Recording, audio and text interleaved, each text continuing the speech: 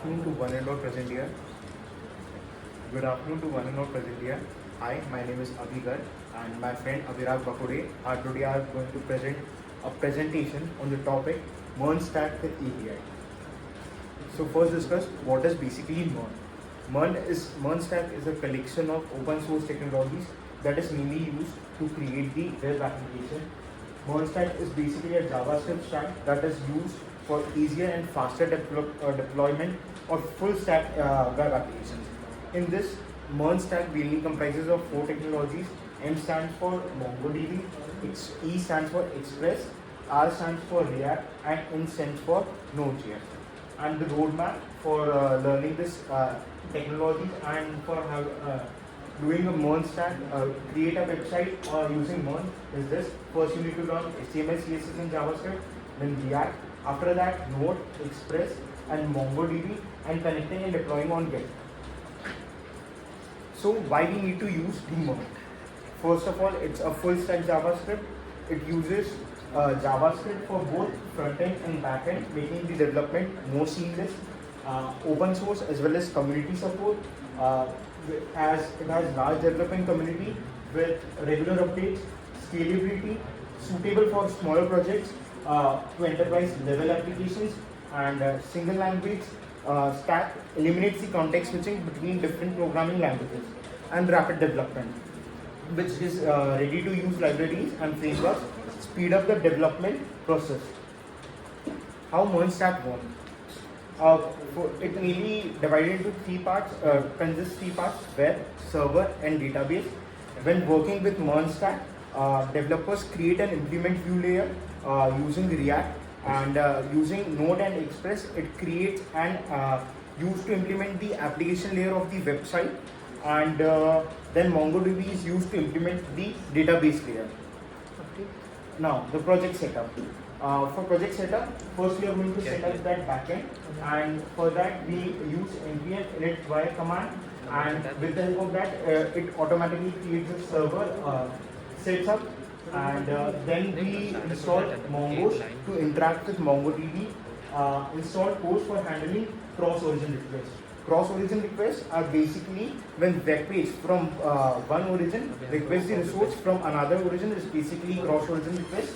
So for that we install Post, use npm install save dev node to enable the automatic server and restart. And setting up the front end, for that we first of all create a React app client to set up the React front end, and then install all the essential React packages, and initialize a Git repository for this version control. The file structure. Now, if we are discussing about the file structure, this is one is for backend and that one is for frontend. For that, there is a root file which holds the whole web app. It contains the routes, which basically maps the incoming client request to the specific functions that handles it. It contains the models. As we don't use SQL, it contains the tables. Here it contains models, as we are using MongoDB. And then we use this source folder that holds the source code, component folder that holds the reusable components, app.js that mainly uses main React app, index.js entry point of our React app, and server folder holds the Node.js backend, database, models, and API routes. Now here first we'll start with React.js. Now we are discussing all the four components. So first we are going to start with React.js. React is basically a JavaScript library which is known for front-end development to UI, and it is a popular due to component-based architecture. It is also popular for single-page applications and virtual DOM for building applications that are fast, efficient, and scalable. Then it uses JSX JavaScript extension. JavaScript extension is basically combines the HTML as well as JavaScript functionalities and can be used in a single, making it easy to shift with React from JavaScript. Allow you to describe how the UI should look based on the state of your application, and uses virtual DOM to optimize the updates and making the application faster and more efficient. Now, why to use React? As there are many features for which we need to use React.js, but some of them in which I had described it versus component-based architecture. It has a reusable UI components, make the development more efficient and more good. Virtual DOM ensures the faster updates and better performance. One-way data binding enhance the data flow, control over data flow, and JSX and things, making the makes writing UI components more good, and strong community support, large ecosystem with extensive resources, and search engine optimization friendly. Faster rendering improves search engine ranking. And there are some more features which I had add on, which is easy to learn, strong community support, proficiency data binding, in which I had not discussed here. Now, features of React. Features of React is one of the major features is virtual DOM. It is a core concept in React that helps you improve performance efficiency and updating the UI.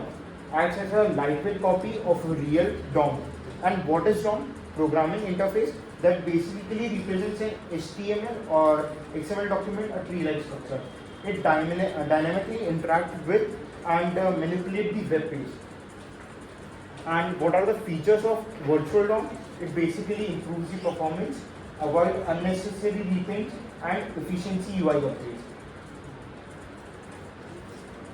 Now, props and React. Now there are some, first we'll discuss the props. Props are basically the React components that follows a hierarchy where a parent component can share the data with its child component. Here, the child component can also share the data with parent component using the callback functions. Now, I had used the sample code in which there is a greeting function and there is app. Here, app is basically a parent component which is providing the data to the child component, which is greeting. So this is the prop in React. Now, React hooks. React hooks are basically the functions that allows you to state and lifecycle features inside the functional components. It is built-in React.js, and here I had used the useState hook. useState hook is basically it provides an array, and for that we are providing two variables in it. One is I had provided count and another is set count. If I need to update one variable, then I am using the second variable to update it, and इसको render करने पर फिर ये जो पहले वाले variable की value जो है वो वापस से अपडेट नहीं होगी, otherwise it will update it. Now I am using React Router. React Router is basically a library for managing the navigation in React applications. It allows a single piece application to handle the routing dynamically without refreshing the page. Here I had used what the web page mainly contains, which is about to do register login, and this is my React Router do. And now Abhiraj is going to present the further slide and explain it. So now we'll talk about Node.js and Express, which is mainly used for the server of our web application. So Node.js is a JavaScript runtime environment built on Chrome's V8 engine that allows developers to run JavaScript on the server side. And if we are developing a project, then we need to install it on our local system as well. But it is already built in on the browser so that we can execute JavaScript on the browsers. Next is Express.js. Express.js is a minimal, fast and flexible web framework for Node.js, making it easier to build web applications and APIs. So basically, Express.js is a framework written in JavaScript, which allows us to easily write API calls. It simplifies routing, middlewares, and request handling. So why do we use Node and Express? So it is great for scalability, since it is great for handling real-time applications like chat apps, streaming services, or APIs. It is asynchronous and non-blocking. It handles multiple requests efficiently without waiting for one to complete before starting another. It has easy integration since it works well with many databases such as MongoDB, MySQL, PostgreSQL, and front-end frameworks React, Vue, and Angular. So since it is compatible with a lot of databases and a lot of front-end frameworks, it is widely used across the globe. It is great for APIs, specifically building RESTful APIs and microservices. It has a huge ecosystem since it comes with NPM, the Node Package Manager, which manages basically all the packages that we install using Node.js, and that provides us with thousands of libraries.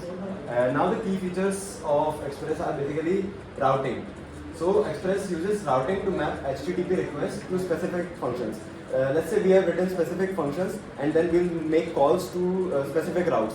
Express basically combines them, and Express tells us that on which route which function will get executed. So basically you can see that app.get/hello. So /hello is our route. There will be a request and there will be a response. And we are executing the function res.send hello world. Basically we are sending a response on the /hello function. Similarly, for the /submit, we are executing a different function, and for each route, we are executing different functions. And these routes are basically HTTP requests, and there are many methods like get, post, put, and delete, and all that to combine all that routes with the functions, we use Express. Now, handling requests and response is very easy in Express. For the post request, we basically use app.post. Then we pass our parameters, and then we provide a response. Similarly, there are many examples. And for the basically get data old page, there are redirect function as well. There is a render function as well, and then these are all the basically handling requests and response in Express.js. Now MongoDB. MongoDB is a NoSQL database that provides a flexible and scalable solution for modern application development. So unlike traditional relational databases, MongoDB stores data in a document oriented. Basically, we provide a schema which displays the structure of how we want to store our data, it is basically an object form data. So the features are, it is flexible, it has a flexible schema. We can customize our schema however we want. It has a very good performance. It has scalability, it is developer friendly and very easy to use. It has a cloud and serverless support as well. MongoDB functions, some of the functions are insert operations to insert data, update operations to update data, query operations to basically retrieve data, and delete operations to delete data from our database. Connecting to a database, as we discussed that we have to install Mongoose. Mongoose is basically a JavaScript based library which allows us to connect with the MongoDB database. So Mongoose.connect is the function we pass as parameter our database URL, then URL parser, and these are some properties that Mongoose provides. Then we basically, if there's success, we can console log that connected to MongoDB, and we can catch errors as well, classic try catch, and then we move on to APIs. So APIs are application programming interface, is a set of rules and protocols that allow different software applications to communicate with each other. Basically, there are web applications and there are web services. To implement these web services in our web application, we need to use APIs, or we need to create APIs as well. It basically acts as a bridge between the two systems. Working of an API is very simple. The client sends a request to the API. It is a HTTP request, usually in the form of HTTP request. If it is a web API, then the API processes the request and validates it. It then basically we are implementing the API in the server. So there is front end, server, and our database. So the API is now server. Front end makes the request to server. Then server makes the request to database and retrieves data, whatever data we requested, and then API sends the response back to the client. And in this way, we can work with an API. So many types of API. The most used API is the REST API. It is basically a set of principles that uses standard HTTP methods like get, post, put, and delete. Get for retrieving data, post for sending data, put for updating data, and delete for deleting data from our database. It is simple, scalable, and it uses JSON for data. JSON is a JavaScript object format in which we share data. SOAP APIs are basically simple access object protocol. So these are protocol based APIs. These are currently not used that much as compared to the rest of the APIs because they use XML messaging and it is suitable for banking, payment processing, and other industries with high security requirements. Moving on, we have GraphQL APIs. So basically, if you want to retrieve data from any API, so particular queries like GET requests can give us a lot of unnecessary data. For that, to solve that, we can use GraphQL. So GraphQL is a graph query language basically. We provide, when we make requests, we provide a query as well, which tells that what kind of data we want. So we can avoid the unnecessary data sharing as well. last is WebSocket APIs. WebSocket APIs are basically used for real-time communication, such as chat applications and online gaming and financial data sharing. They support full duplex communication between two clients. So these are used for real-time communication. And that was all about Mern stack with APIs. Thank you. This one.